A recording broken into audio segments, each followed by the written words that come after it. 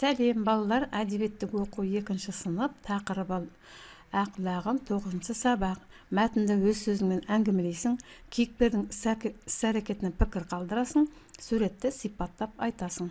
Бірінші тапсырма: суреттегі төл туралы 3 тапсырмаға жауап бер. Бірінші: ләқ сөзін қайда, қай жерден естідің? Ләқ сөзін ауылдағы әжемнен, атамнан естисің, ал қаланың балалар кітаптан, теледидардан көреді.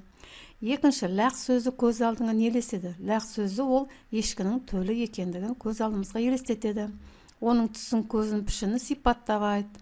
Ләқтің түсі ақ, көздері үлкен, мөлдір, кішкентай мүйізі бар, пішіні кішігірім сабалақ, жүні мен тұяқтары бар, құлағы салпаңдаған, құйрығы селтеңдеген сүйкімді 4 түліктің малы.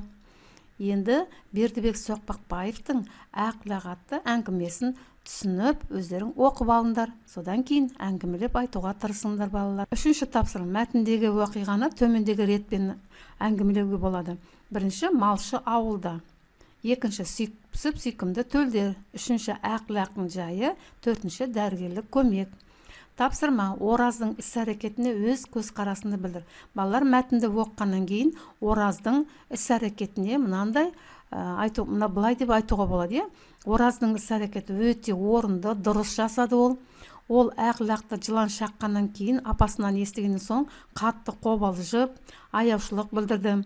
Ләқті бірден мал дәрігеріне апарып, қажетті көмекті көрсетіп, ақлақтың жазылып кетуіне Ораздың көп септігі тиді деп айтуға болады.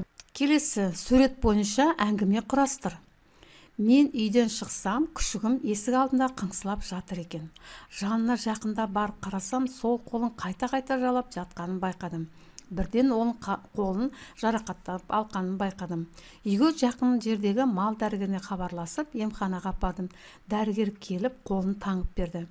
Күшігімді үйге апарып тамақ бердім. Ақырын күшігімнің жүгіре бастаған көріп, мен де мәз болдым. Сөйтіп күшіктің осылай жазылып кетуіне баланың көп көмегі тигізді. Сендер де балалар, үйлеріңде ұстаған күшіктер мен мысықтарға осындай жарақат алатын болса, үнемі көмектесіп отырыңдар. Мәтінге сүйеніп, сурет бойынша 3 сөйлем жаз.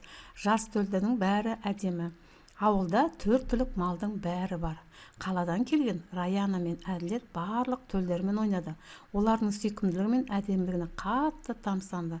Расында да қаладан келген балалар осындай төлдердің қасынан шықпайды. Оларға таңырқап қарайды. Енді балалар, жас төлдер атты шағын бейнефильмді көріп алыңдар.